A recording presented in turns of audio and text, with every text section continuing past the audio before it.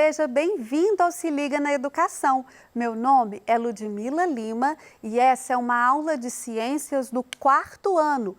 Hoje nós vamos falar sobre cadeias alimentares.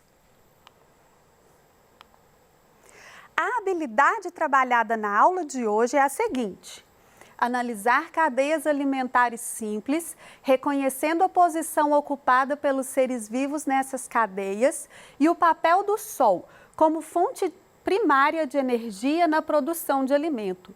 Compreender que a interferência humana nas cadeias alimentares pode levar ao desequilíbrio ambiental. Então, aqui a gente tem uma cadeia alimentar simples, bem simples. Nós temos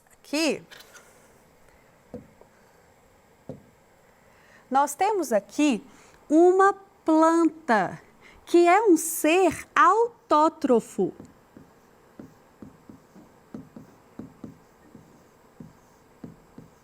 Por que ela é um ser autótrofo?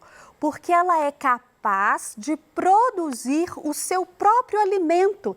Ela se alimenta sozinha. Automóvel não é aquele que se move sozinho? Autorretrato não é aquele retrato que você tira de você mesmo? Autótrofo é aquele ser que se alimenta sozinho. Então, a planta é um ser autótrofo. Ela tira energia do sol. Quando nós falamos em alimento, cadeia alimentar é uma busca por energia. A gente se alimenta para conseguir energia para a vida. Então, veja só, nós temos a planta e nós temos o gafanhoto que se alimenta da planta. Nós temos o sapo que se alimenta do gafanhoto. A cobra que se alimenta do sapo, o gavião que se alimenta da cobra. Esses seres que eu falei agora, o gafanhoto, o sapo, a cobra e o gavião, são heterótrofos.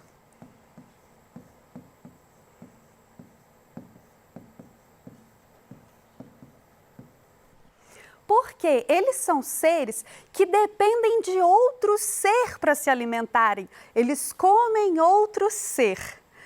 Bom, e depois a gente tem aqui esse cogumelo representando os fungos e as bactérias, que muitas vezes podem ser até microscópicos. Mas para você entender, para compor o desenho, eu coloquei um cogumelo que é um fungo também. Tá? Então, os fungos e as bactérias, eles vão fazer a decomposição da matéria que resta da cadeia alimentar, devolvendo nutrientes à terra que vão ajudar também na nutrição das plantas, apesar delas produzirem o seu próprio alimento.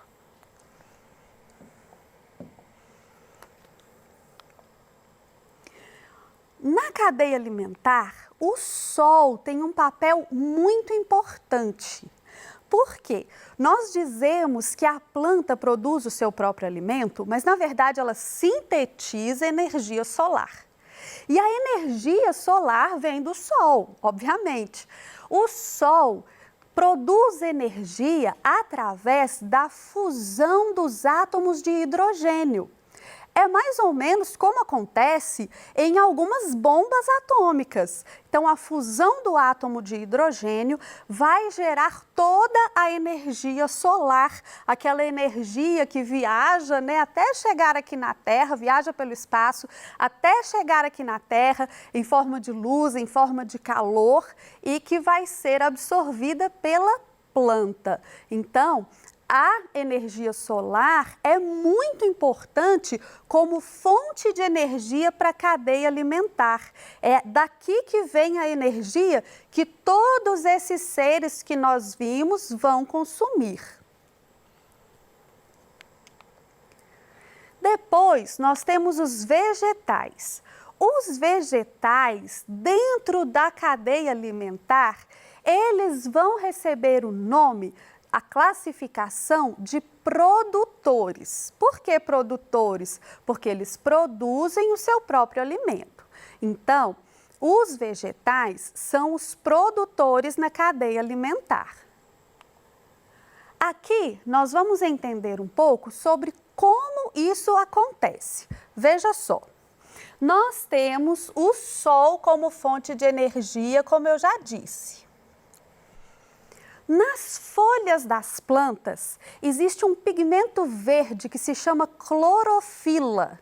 A clorofila, então, é o pigmento verde que dá cor às plantas e dá a elas também a capacidade de capturar a energia solar. Lá nas folhas das plantas, a clorofila vai capturar a luz solar e as raízes que estão aqui, vão capturar a água do solo, que também vai para as folhas. Além disso, a planta também vai usar o CO2, o gás carbônico, e misturar isso tudo para fazer o seu alimento. Ela vai transformar isso em amido, que é a energia do sol, de um jeito que a planta consegue consumir. Então, a gente chama isso de fotossíntese.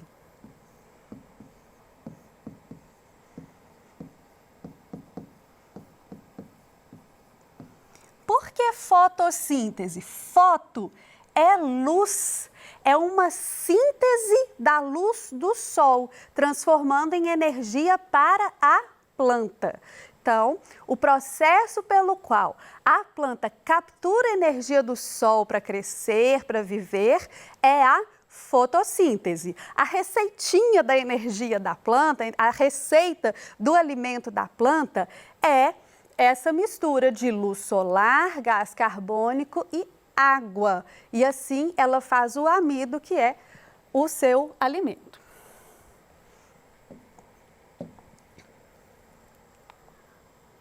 Então, nós vimos que as plantas são produtores dentro de uma cadeia alimentar. Os seres autótrofos, aqueles que fazem o seu próprio alimento, são os produtores.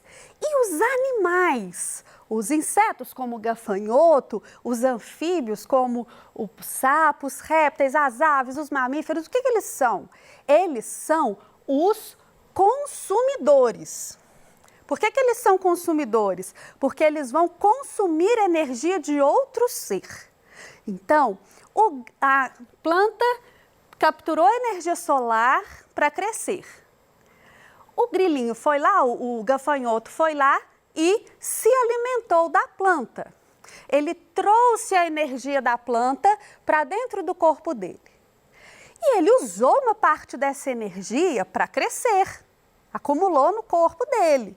Outra parte dessa energia ele gastou durante a vida, se movimentando, né? Até mesmo procurando o alimento. Então, ele se movimentou e gastou uma parte dessa energia. Quando o sapo come o gafanhoto, ele vai consumir a energia que o gafanhoto gastou crescendo. Aquele gastou se movimentando e vivendo, não. Mas ele vai consumir a energia que ficou no gafanhoto. Aí o sapo também vai viver, também vai gastar energia se movimentando, também vai gastar energia, né, nadando, saltando. E uma parte da energia que ele consumiu vai ficar no corpo dele. Aí a cobra vai lá e come o sapo. Quando a cobra come o sapo, ela consome a energia que ficou no sapo. A cobra também vai viver, vai rastejar, vai gastar energia ao longo da vida. E uma parte dessa energia vai servir para constituir o corpo da cobra, para que a cobra cresça. Aí, o gavião vai lá e vai comer a cobra. Quando ele come a cobra, ele vai consumir a energia que estava no corpo da cobra. Agora, o gavião vai consumir. Você percebe que todos aqui são consumidores, porque um foi consumindo a energia do outro. A energia é perdida pouco a pouco, né?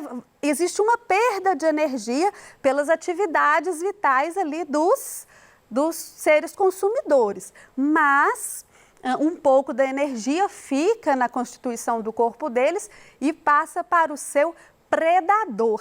Predador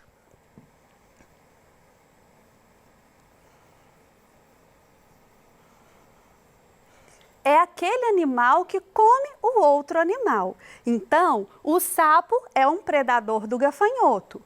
A cobra é um predador do sapo. O gavião é um predador da cobra. Então, os consumidores são predadores de outros seres menores, certo? E aqui, professora?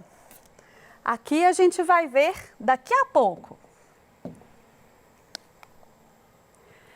Cada um dos seres vivos de uma cadeia alimentar vive seu ciclo de vida, nascimento, desenvolvimento, reprodução e morte. Durante esse ciclo, eles terão outras necessidades, como a necessidade de abrigo, por exemplo. Então, veja só, o gafanhoto, ele precisa de alimento, aí a gente já explicou, ele vai comer os vegetais, mas ele também precisa de lugar para se esconder dos predadores, de lugar para reproduzir, né? Ele vai precisar de outras condições para a vida dele, além simplesmente do alimento. Olha só, os gafanhotos são insetos que depositam seus ovos no solo. Qualquer tipo de solo serve? Não, geralmente ele vai depositar seus ovos em um local quente de solo arenoso. Então essas são as condições ideais para a reprodução do gafanhoto. E a reprodução do gafanhoto é importante para a cadeia alimentar? Você está falando de reprodução ou de alimento, professora? Bom, eu estou falando de alimento, mas para que o sapo possa se alimentar do gafanhoto, o gafanhoto precisa se reproduzir, senão ele acaba, né? E o sapo? Os sapos são anfíbios, eles depositam os ovos na água, onde nascem os girinos. Os girinos passam por metamorfose, tornam-se sapos adultos que passam a viver na terra. Então, veja só, o sapo, além de se alimentar, também precisa de abrigo para se esconder dos predadores. Ele precisa de condições, né, de uma água limpa para que ele possa depositar os ovos, para que os girinos possam desenvolver, amadurecer até o final da metamorfose, virarem sapinhos. Depois, em terra também, ele vai precisar de locais para se abrigar e só depois é que ele vai ser ou não alimento para uma cobra, por exemplo. Então, existem outras necessidades no ciclo de vida do sapo também, não apenas a alimentação. A cobra. As cobras são répteis. Elas depositam seus ovos na terra e vivem nela desde o nascimento. Então, as cobras são répteis, também nascem de ovos, fazem seus ninhos na terra mesmo, entre a vegetação, e elas precisam se abrigar. Elas precisam ter ali um local para depositar os seus ovos, para se reproduzirem. Então, para que a cadeia alimentar aconteça, é preciso que a gente tenha as condições de abrigo, de reprodução e de alimentação também para as cobras. Os gaviões são aves que fazem seus ninhos no topo das árvores. Então, para ter gavião, precisa ter floresta, precisa ter árvore. O gavião vai fazer o seu ninho lá no topo da árvore, geralmente de árvores bem altas, para que o seu ninho fique a salvo de outros predadores. O gavião é o predador da cobra, mas os ovos também têm predadores. Enquanto os ovos ainda estão no ninho, eles também têm predadores. Então, o gavião faz o seu ninho lá no alto da árvore para evitar de perder os ovos antes que os filhotes possam nascer. Então, existem condições necessárias também para a vida do gavião, além daquelas lá da cadeia alimentar, do alimento. Ele precisa se reproduzir, ele também se abriga, ué, professora, mas não tem nenhum predador ali para ele. Ele se abriga de quê? Ele vai se abrigar de condições climáticas, por exemplo. Todos os outros também podem se abrigar, né, de condições que não sejam favoráveis, de frio, de chuva, etc. E os fungos e as bactérias? Na hora que eu falei da cadeia alimentar toda, eu não falei dos fungos e das bactérias. Os fungos e bactérias são decompositores. Se você já teve a oportunidade de andar num lugar onde tem mata, ou onde tem cerrado, ou um lugar de natureza, você com certeza viu que existe um certo equilíbrio ali, uma certa limpeza. Acontece que os animais não fazem velório, por exemplo. Quando morre um bichinho lá no meio da floresta, não vai outro bichinho lá, enterra ele, faz uma cerimônia. Então, por que quando você vai na floresta não tem um monte de animais mortos ali ao longo dos anos? Porque os fungos e as bactérias fazem a decomposição da matéria orgânica na natureza.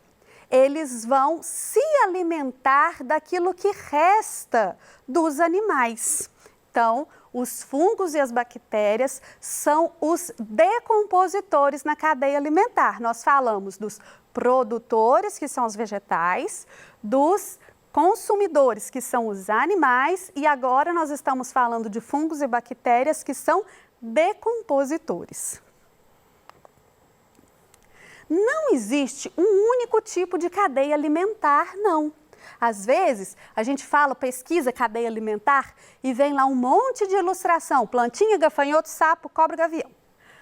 Mas não existe só essa cadeia alimentar, existem várias outras. Aqui a gente tem um exemplo de outra cadeia alimentar. Veja só, nós temos aqui fitoplânctons e os camarões que se alimentam deles. Os camarões também comem outras coisas, tá bom? Eles também comem restinhos de peixes que morreram, restinhos de algas, de plantas, mas eles comem os fitoplânctons também. Depois vem os pinguins, que se alimentam dos camarões, as focas, que se alimentam dos pinguins, e as orcas. Não é qualquer tipo de baleia, não, as orcas, hein? Que se alimentam das focas.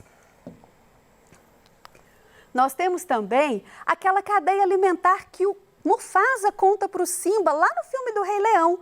Os antílopes comem a grama, os leões comem os antílopes e quando os leões morrem, eles viram nutriente para a terra da grama. E a sacola plástica faz parte da cadeia alimentar da tartaruga? Claro que não, né, gente? Só que as tartarugas são predadores das águas vivas e elas confundem as sacolas plásticas com águas vivas. É por isso que elas se alimentam e às vezes até morrem comendo sacolas plásticas.